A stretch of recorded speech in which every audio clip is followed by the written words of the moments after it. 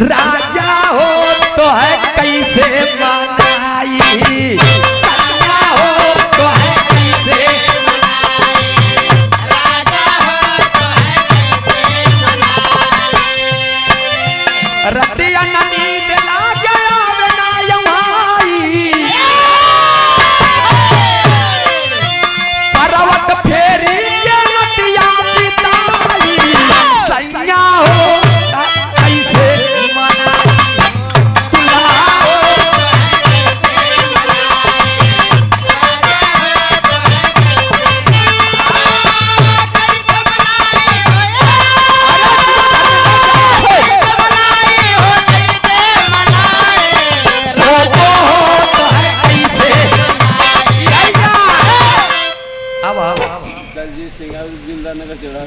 और ये दलजीत सिंह यादव जी दिलदार नगर चौराहा से 51 रुपया का पुरस्कार।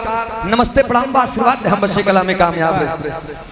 और ये यदकुल शिरोमणि यदकुल नंदन श्री मनोज यादव जी कमेटी के उपाध्यक्ष हैं आप। 101 रुपया का पुरस्कार आपके श्री चरणों में कोई को नमन प्रणाम बा। जन सेवा हॉस्पिटल बनवा ताहिरपुर की धरती से देखा हम रहाई वाला तो यही की अटी, लेकिन ज्यादा घूमे टारे नहीं है यही। बाकी जानी थी सब 51 रुपया का पुरस्कार माई भगवती घर मोड़ पे तरक्की दे डॉक्टर साहब भरतनी संहारे रहे हम नहीं की। आप ज्यादा न बोल पाऊ भाव एथा बरे की अगर सही बोलबे तो मुकदमा कर लाते हैं कोनो दरा नहीं बढ़िया चलाई दे ऐसे। पहले लाइन में हम बतावत है सुनाई के मिला ना, मैं बता रहा हूँ आप लोगों की दुनिया में सर्वप्रथम गुरु कौन होता है। इस धरती पर हम लोग पैदा हुए हैं, लेकिन सर्वप्रथम गुरु कौन होता है, कौन होता है? हम आप लोगों के सामने पहली लाइन में बताओ बारे कवि की लेखनी कैसे।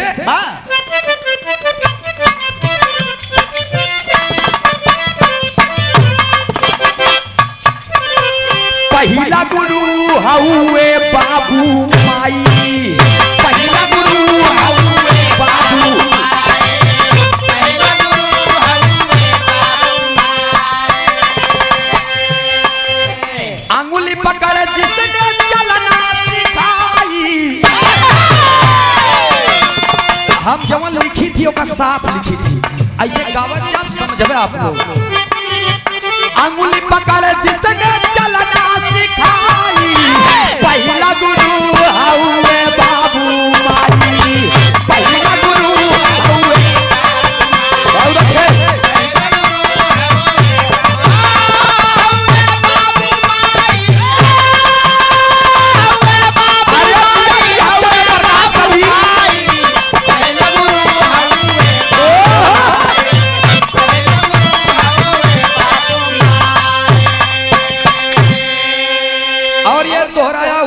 पुनः पुरस्कार तीसरी बार आदरणीय आप सम्मानित श्री मनोज यादव जी कमेटी के उपाध्यक्ष उत्तर प्रदेश पुलिस। क्या बात है, ये हमारे लोग के रक्षक कहाँ का जाना। ये बहुत समाया का पुरस्कार, ये पुरस्कार नहीं आपका आशीर्वाद है। चरण कमल में पगबंधन है, आशीर्वाद है हम बच्चे अपने कला में कामयाब रहे।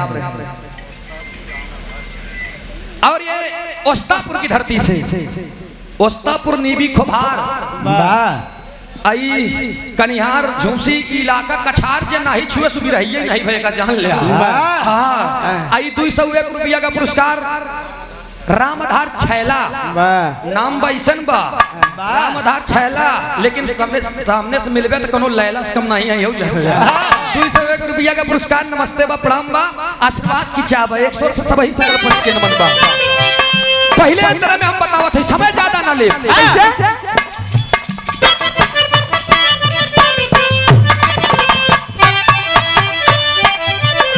आज माई बाबू के चरणन में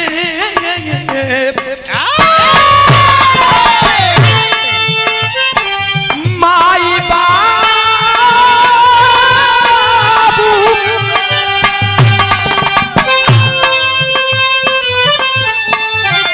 अरे वाह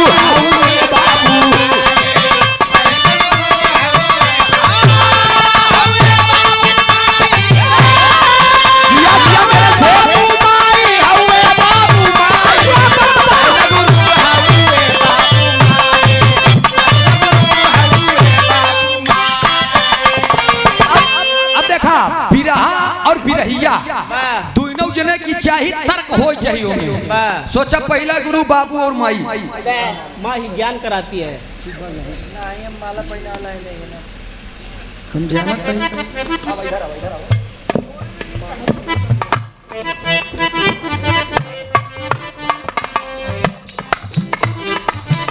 एक जोरदार ताली बजा करके आप लोग सम्मान करेंगे।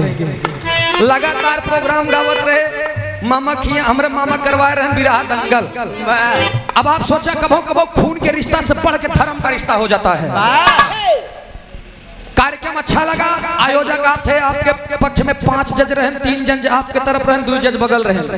आप लोगों के कहने के अनुसार, लोगों के कहने के अनुसार गदादई के बिरहा केसरी की उपाधि आपने मुझको दिया, पब्लिक ने मुझे दिया। अब इतने में जलई बड़े ढेर जरत हैं।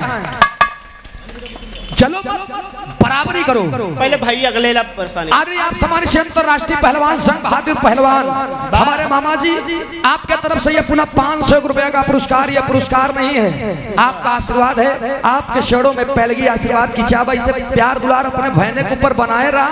बाकी जलने वाले राख हैं और चाहने वाले लाख हैं, का जान लिया।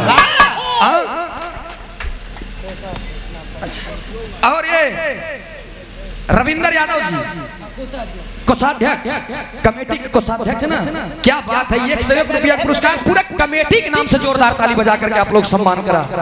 माँ ही ज्ञान कराती है। माई और बाबू बहुत वजन बात होत बा। 2 मिनट इधर ध्यान दा। माई ऐसा शब्द बा जौन इस धरती पर निस्वार्थ प्यार करने वाली है। बाकी दुनिया में जितना प्यार हो तो सब स्वार्थ से बा। कितना जने नीला ड्रम में चला जाता है, ढेर जने बेचारू हरन टाइल्स के नीचे ओलियान जाता है। बारे प्यार, लेकिन माँ का ऐसा सच्चा प्यार है, ज्ञान कराती है। माँ ही ज्ञान कराती है। माई लड़का पैदा करा था, आप लोग एक एक बात पर ध्यान दिया। माँ बच्चे को पैदा करती है, उससे ये नहीं पता है कि मेरा बेटा बोलेगा कि नहीं बोलेगा, लेकिन ममता से आवाज आती है कि हमारा बेटवा बोली, हमारा लड़का हमका माई कही। माँ पैदा करती है, उसे ये नहीं पता मेरा बेटा चल पाएगा कि नहीं, लेकिन उसके ममता से आवाज आती है कि मेरा बेटा चलेगा, मुझे ले करके चलेगा। अंतिम में हमारा रंगली पकड़ के चलाई। माँ एहसास कराती है, बेटा ये तुम्हारे पापा हैं, ये तुम्हारे भैया हैं, और ये तुम्हारे चाचा हैं, ये तुम्हारे माई हैं, और ये तुम्हारे मौसिया हैं। वाह कितना सड़ुआ इन्हीं से प्यार। वाह, लेकिन ये भैया माँ बताती है, बेटा ये आग है, अगर तुम पैर लगाओगे, हाथ लगाओगे तो जल जाओगे, पानी से खिलवाड़ करोगे तो भी दिक्कत है, डूब जाओगे वहां पर बहुत ज्यादा। आज तक हम लोग नदी में हैरान है यही, लेकिन तनी ध्यान दिया।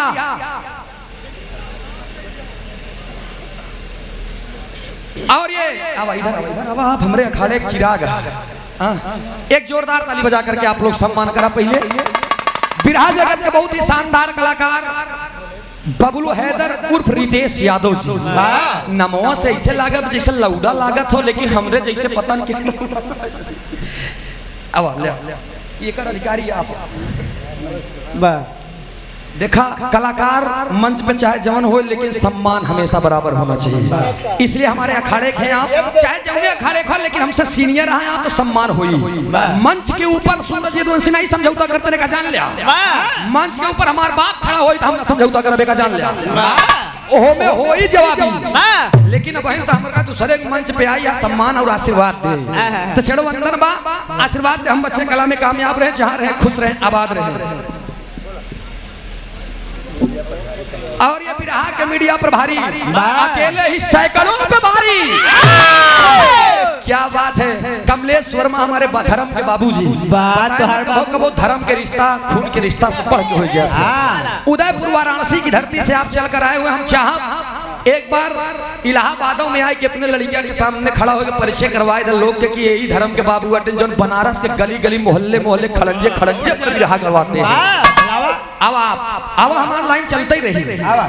ए भैया ध्यान दिया आप लोग, दूसरे लाइन में फिर कहा, अंतिम लाइन बा हमारा कैसे।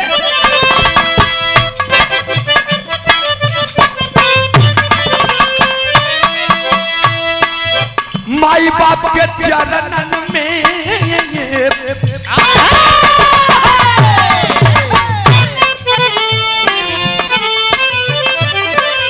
चरण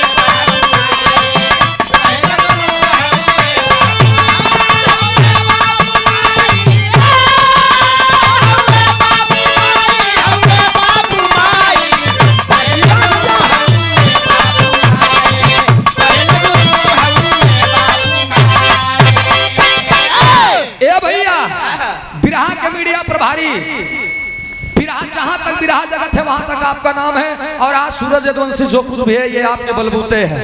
इलाहाबाद में लोग गवाते हैं, हम गाते हैं, लेकिन पूर्वांचल की धरती पर अगर एक से बढ़कर एक धुरंधर से कलाकार को हमारे सामने खड़ा कर हमको उनको सामने पेश करके अगर जवाबी बिरहा का कार्यक्रम करवाने की अहम भूमिका किसी ने पहला निभाया तो हमारे धर्म के बाबूजी माननीय बिरहा के मीडिया प्रभारी कमलेश वर्मा जी, उदयपुर वाराणसी की धरती से, जहाँ की मिट्टी पारा से, उस धरती का नाम बनारस है। 500 रुपया का पुरस्कार और पूरे टीम को 50 रुपया का पुरस्कार। नमस्ते व प्रणाम व आशीर्वाद दे, हम बस ये कला में कामयाब रहे। 50 का नोट उज्जर आवे लाग भैया बदल गया कम बका यार।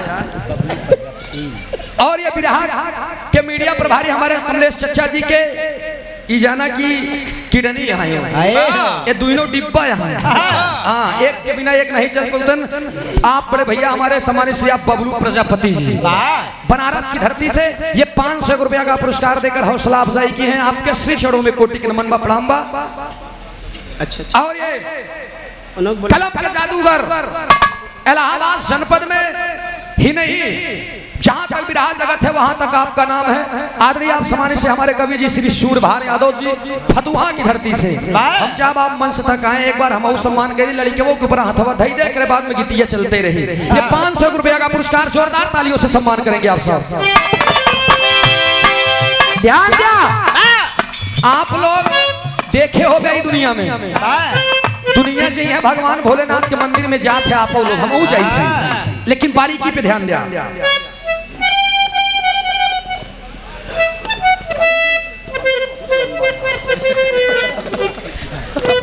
जोरदार ताली बजा करके आप लोग सम्मान करेंगे। अच्छे अच्छे कलाकारों को आपने अपने गीतों से उबारा है। तलाशने और तराशने का काम करते हैं आप। बहुत बहुत नमन व प्रणाम, इसे आशीर्वाद बनाए रहा है। ए भैया, लोग भगवान भोलेनाथ के मंदिर में जाते हैं, जौन भगवान भोलेनाथ के गटैया में गर्दनवा में सर्प रहा था, उनके लगे जाइए तब कहीं ओम नमः शिवाय, ओम नमः शिवाय। नाग देवता घरे से बढ़िया दूध ले जही, पानी न मिले ही, पेवर दूध ले जही, उनके मुंह में डली हला नाग देवता पी ले, नाग देवता पी ले तो खुशी हुई जही भोले बाबा। सोचिए आप, नाग देवता पियावत है, जबकि नाग देवता पिए वाला नहीं है, वो पत्थरे किया, वो पी ही ना। सही सही अगर सांप दिखाएगी तो मोटा बांस और मोटकी लाठी है रही मारा तुम्हारा आंखी देख थुथुट नहीं कहीं फोटा ने नगीनिया बदला ले फोटो खींच ले। बारे दुनिया और बारे यहाँ के लोग।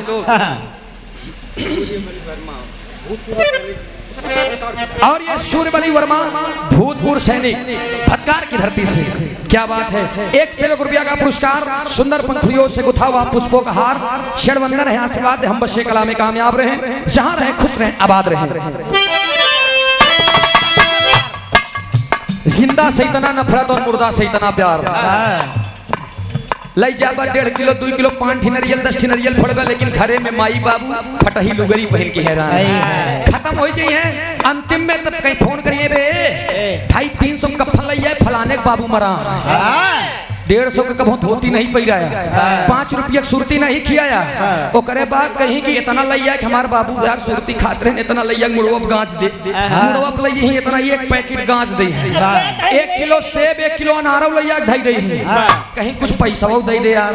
बतावा का स्वर्ग में दुकान लागी है, फ्रीज रखे हैं बाबू, हम लइया ढई कहीं धीरे धीरे। सारे दुनिया के लोग, इसीलिए एक बात कहूंगा, जीतेगी अपने माँ बाप की कद्र कर लेंगे, क्योंकि जिस घर में माँ बाप हंसते हैं उसी घर में भगवान बसते हैं। गुरु घराने के परिचय में कहना पड़ा। अगले लास्ट लाइन में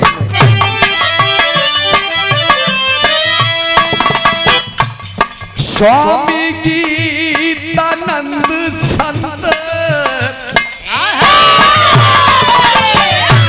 जिनके आंचल में ये बच्चा आज गा रहा है, बड़ी खुशी की लहर है। स्वामी गीतानंद संत भूल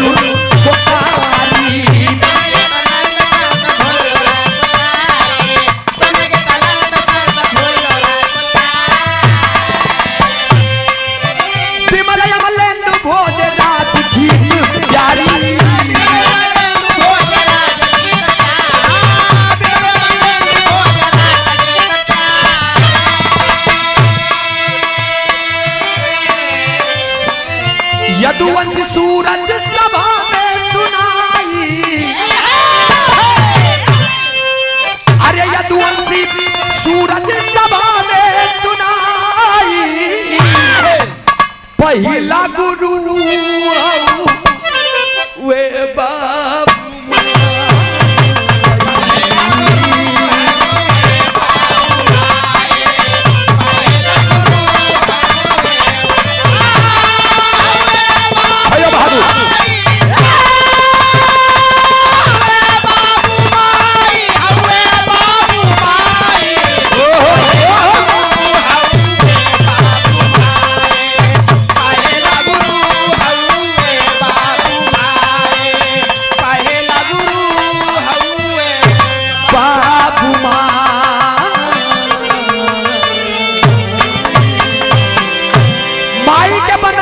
भाई वाह, तई लोग